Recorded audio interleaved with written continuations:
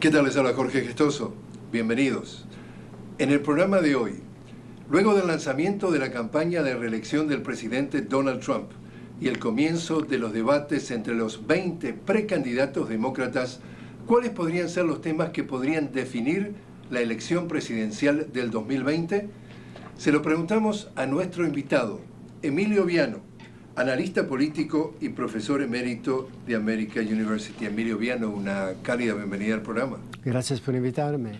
Emilio, los analistas coincidieron que la campaña de reelección, el acto de anuncio de la reelección de Donald Trump, los temas fueron repetitivos del 2016, economía, inmigración, el muro, descalificar a los demócratas, la trama rusa, los medios que eran fake news, la mano dura contra Venezuela, Cuba y Nicaragua. Eso lo vieron los analistas. ¿Qué viste tú? Bueno, prácticamente Trump ha decidido que lo llegó a ser presidente del país en la elección pasada, va a funcionar también en la próxima elección. Vale decir, ha decidido que no tiene que cambiar temas, que los temas que él ha utilizado en sus campañas trabajan muy bien, funcionan muy bien, atraen la atención de los votantes. Y me parece que en ese sentido también envía un mensaje que ha decidido de no intentar de ampliar su base, de sencillamente mantener su base. Vale decir, mismo dentro de los republicanos hay naturalmente los que no están de acuerdo con él, que tienen que ser convencidos, particularmente mujeres, yo pienso. Y él, me parece, por este anuncio, ha decidido que no vale la pena intentar de atraerlos, no los necesita. Lo que necesita, él ha decidido, es sencillamente de mantener su base. Su base le dio los votos en el colegio electoral suficientes para ganar la presidencia. Su base lo va a repetir porque, como sabemos, están extremadamente leales a él y además no hay ningún contrincante en el Partido Republicano. Esto me parece que es el mensaje más importante que se puede obtener de todo esto, ¿no? Su decisión, como se dice en inglés, si no está quebrado, no vas a repararlo, no tienes que repararlo, no intentes de repararlo. Lo mismo, no es quebrado, funciona muy bien, no quiero cambiar. Estoy a donde estaba hace 4 años prácticamente. En el caso de los demócratas, a todos los quiere pintar de socialistas y el socialismo, dice él, jamás voy a permitir que Estados Unidos pase a ser un país socialista. ¿A qué asocia el socialismo que aparentemente es algo muy negativo? Bueno, en Estados Unidos sí, claro, porque Estados Unidos, por ser un país tecnológicamente muy avanzado hasta la fecha, veremos en el futuro, no es muy avanzado, digamos, en el campo político o liberal, digamos. Es un país muy conservador, en parte por sus raíces en el campo, digamos, donde la agricultura aún mantiene un poder enorme en las políticas y también la economía del país. Y también por razones religiosas, por ejemplo, el sur del país, que es, digamos, el baluarte del Partido Republicano, donde hay versiones del cristianismo muy conservadoras, particularmente los llamados evangélicos, que mantienen ideas muy restrictas del comportamiento humano, digamos, y que aún suscriben mucho al sueño americano, que aquí uno puede ser lo que quiere ser, lo que él o ella decide de ser, porque todo está abierto a cualquier persona. No es así, claramente, pero esto es la propaganda, digamos. Cada país tiene digamos, su teoría, ¿no?, de qué tipo de país es. Los Estados Unidos siempre han mantenido que es abierto a todos, que cualquiera puede llegar. En un cierto sentido tienen razón. Al final, Trump podría haber utilizado mucho en su presidencia el hecho que es de primera generación norteamericano, lo que es increíble. Él es, yo pienso, el único en tiempos modernos, el mismo, claro, noten al comienzo, que es el primero de generación norteamericana que aún ya es presidente, lo que es increíble pensando que eso no sería posible en la mayoría de todos los países del mundo. ¿Y el socialismo entonces? El socialismo significa no solamente darle más importancia al pueblo, a la gente que no tiene mucho, a la gente que no tuvo éxito, a los que no son capitán de industria o capitalistas o grandes inversores o jefes de grandes gabinetes que sea de derecho o de inversiones. Vale decir, es más compartir lo que tenemos, mientras que la idea de los Estados Unidos es que yo puedo crear mi fortuna, es toda mía. Por eso que Trump es tan popular, porque la gente ve en él su sueño. Dice, yo podría ser como él. Él tiene mucho dinero, supuestamente, claro, se dice que no es una mentira, pero supuestamente él lo creó sí mismo por sí mismo. Se sabe que su padre le dejó el equivalente de $400 millones, así que no es que empezó él. Pero él le gusta decir que yo lo hice, yo soy un excelente capitán de industria. Habla de política exterior y el tema de la inmigración ha sido un caballito de batalla y también en esa mano dura, no solamente contra los inmigrantes que invaden el país, que amenazan la seguridad nacional, que hay que poner un muro, dice que también hay que tener una mano dura contra Venezuela, contra Cuba, contra Nicaragua. Hizo todavía más duras las sanciones que busca el voto de la Florida para que sea un estado clave de reelección. Claro que sí, todo muy bien pensado en el sentido, primero, cuando habla de inmigración en general, de los lugares en Estados Unidos, particularmente industriales o ex-industriales, a donde la gente perdió su empleo, no tienen un futuro, no ven una manera de vivir dignamente, y es muy fácil, naturalmente, crear un enemigo común, que es el inmigrante que llega y que causa una baja de salarios y también le está robando el empleo a muchos norteamericanos que no lo tienen más. Vale decir, él está explotando el malestar de la transición que estamos viviendo en realidad desde la era industrial a la era ahora de la inteligencia artificial, servicios por internet, por computadora. Vale decir que prácticamente estamos pasando a la era donde el ser humano en realidad va a contar menos en la creación de todo, en la manufactura, mismo en los servicios, mismo, digamos, se dice en la selección de empleados, de estudiantes para una universidad, y mucha gente está perdiendo su empleo. El gobierno no tiene ningún plan definitivo para crear nuevos empleos. ¿Qué va a hacer esta gente cuando hará robots e inteligencia artificial de todo lado? ¿No hemos hablado de esto? ¿No estamos planeando para esto? ¿No están preparándose para esto? Trump, al contrario, está hablando de el retorno de la manufactura a Estados Unidos, de China, de Asia del Sur. Del carbón. El carbón que es bonito y limpio. Regresamos al siglo XIX, al más próximo, sino al XVIII. Esto no es el futuro del mundo, no solamente de Estados Unidos.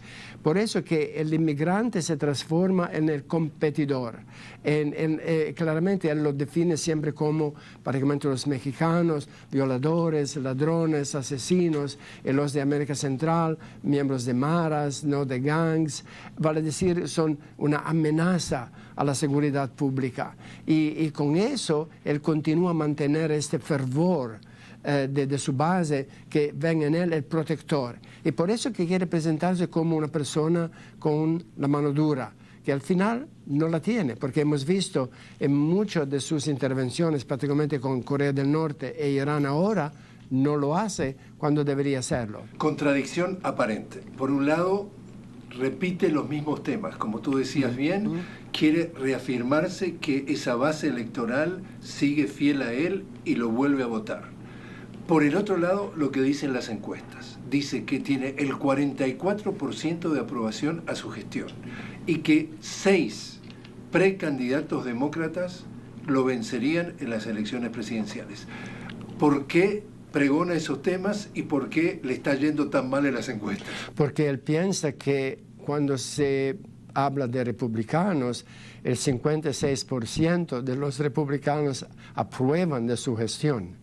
Él está convencido que se puede repetir lo que hizo en el 2016, todo estará bien. Vale decir, no necesita conquistar Nueva York, no necesita conquistar California, necesita conquistar o reconquistar o mantener los estados claves en el sur del país y en el centro del país, a donde hubo, digamos, gran crecimiento industrial que un poco se desplomó. Es ahí, el centro del país y el sur. Con el sistema del colegio electoral, él sabe que tiene una excelente posibilidad de ganar la próxima elección. Así que a él no le importa abrir la puerta a otras consideraciones. ¿Por qué? Porque él tiene temor que va a desilusionar su base. Su base que lo tiene, si quieres, preso en estos temas. Él no se atreve. Por eso que vemos, por ejemplo, esta admiración supuestamente enorme para Bibi, el Netanyahu de Israel. Israel puede hacer todo lo que quiere. ¿Por qué? Por los votos evangélicos del sur del país. Su apoyo a restricciones sobre el acceso al aborto en maneras muy razonables. También para el sur, los más conservadores entre los cristianos y también de otras religiones. Vale decir que él siempre se concentra sobre los temas ya utilizados y que han funcionado. Emilio, te invito a hacer una pequeña pausa.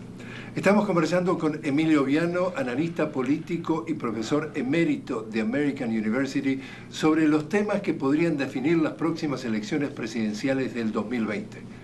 Ya regresamos.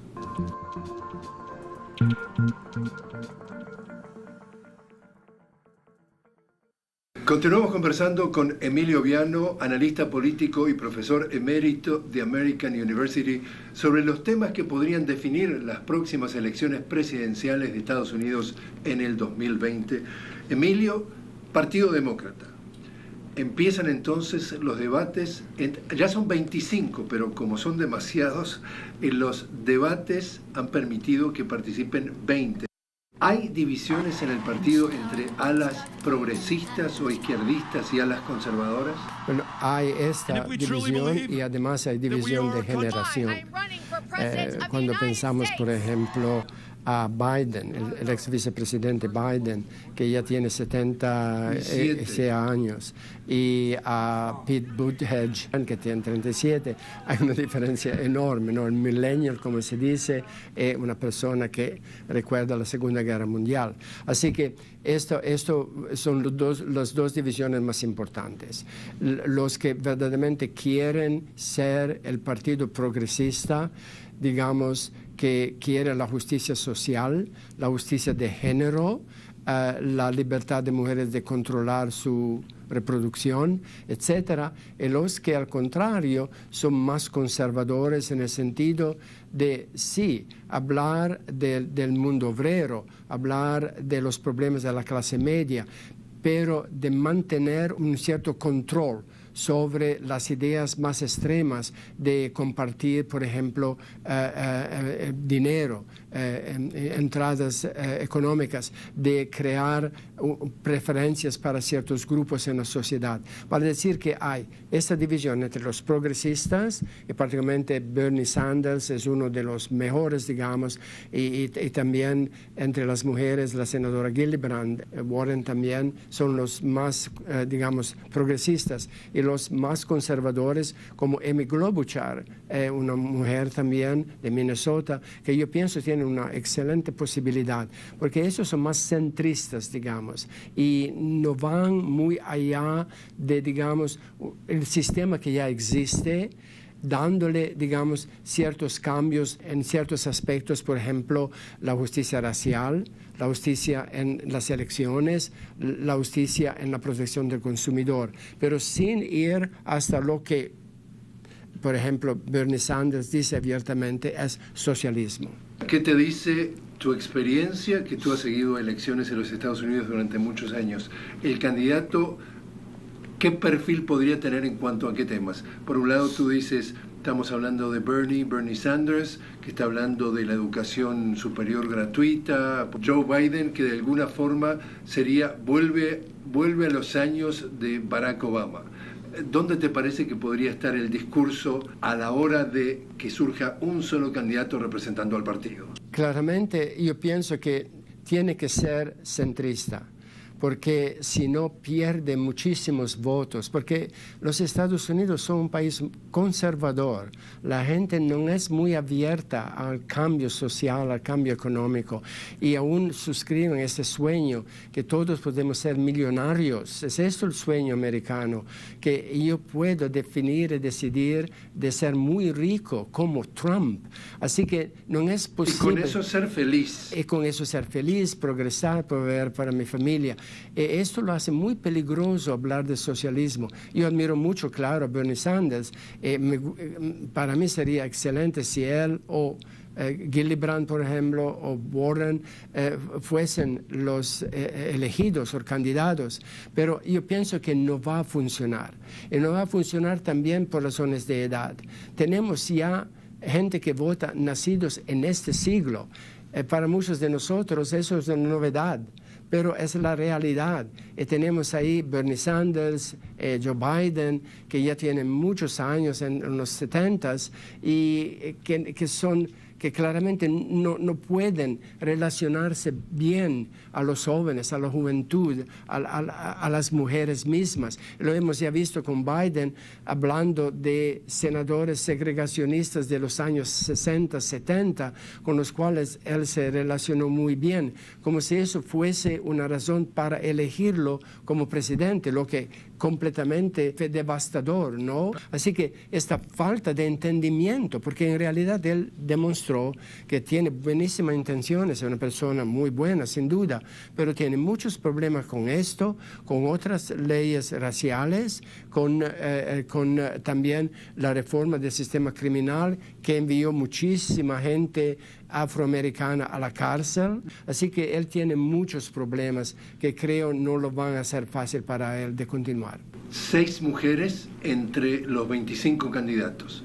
Posibilidades de que en Estados Unidos se elija como candidata del Partido Demócrata a una mujer y que se elija a una mujer como presidenta de Estados Unidos. Sería la hora, naturalmente. Es claro que sería excelente si esto pudiese pasar. Y tenemos entre los demócratas candidatas muy buenas. Me parece que Klobuchar de Minnesota, en mi opinión, tiene una buena probabilidad porque primero no proviene de Nueva York, Massachusetts, no como Warren, Gillibrand, es del centro del país, así que esto ya le da una gran credibilidad. Es demócrata, pero también conservadora, así que no se puede acusar de socialismo, no se puede acusar de ser excesiva en su plan, en contraste con Trump, porque yo creo que el candidato demócrata tiene que presentar una alternativa a Trump, no ser el enemigo de Trump, es la alternativa a Trump, diciendo yo puedo hacer todo lo que él dice y mejor si ustedes me eligen. Si es una persona muy de izquierda, no puede decir esto porque quiere una revolución como fue la revolución de Trump del otro lado. Y en términos del impeachment, ¿te parece que el candidato que sea elegido dentro de los demócratas, sea quien sea, una mujer, un hombre, un conservador o un progresista, va a impulsar o estar de acuerdo con un impeachment o todo lo contrario? Yo creo que el impeachment no es una buena idea y que creo que ningún candidato presidencial va a apoyar a esta idea, porque sería también visto como una manera cobarde de intentar ganar la elección, es decir, eliminar de una manera sucia a Trump. Y le daría a Trump y a su base aún más aliento para luchar y resistir. En términos de América Latina, vimos que Trump juega con la mano dura, los socialistas hay que borrarlos del mapa, entonces sanciones a Venezuela, a Cuba, a Nicaragua. ¿Cuál podría ser la posición del demócrata que sea elegido respecto a América Latina? Me parece de sentido común, al contrario de imponer sanciones, al contrario de construir muros de división, invertir, en estos países, particularmente en América Central, trabajar muy estrechamente con México, que es prácticamente un partner de los Estados Unidos en muchas industrias, desde la industria automovilística a, digamos, a mucho de lo que comimos todos los días, y a impulsar el desarrollo particularmente de los países más vecinos a nosotros, al contrario de castigarlos y de exigir que ellos hagan lo que con falta de dinero no se puede ni imaginar pueden hacer. Así que me parece que es muy fácil cambiar la política. Debería ser una política casi como el sueño de la Unión Europea, en decir, nosotros al mínimo en América del Norte y América Central deberíamos ser casi un mercado común, a donde no hay más todas esas divisiones, todas esas fronteras, todos esos aranceles, porque en realidad ya existe entre México, Estados Unidos y Canadá, lo que molesta mucho a Trump, porque a él y a su secretario de Estado Pompeo y también Bolton, el multinacionalismo no le gusta para nada, y imponer sanciones sobre, por ejemplo, Guatemala o El Salvador o Nicaragua, en parte por la emigración a Estados Unidos, cortándole fondos que aún da más impulso a la gente para salir del país porque no tienen nada, me parece un error enorme, contrario, digamos, al sentido común. Emilio, te invito a hacer una nueva pausa. Estamos conversando entonces con Emilio Viano, profesor emérito de American University y analista político, sobre el panorama rumbo a las elecciones presidenciales de los Estados Unidos en el 2020. Ya regresamos.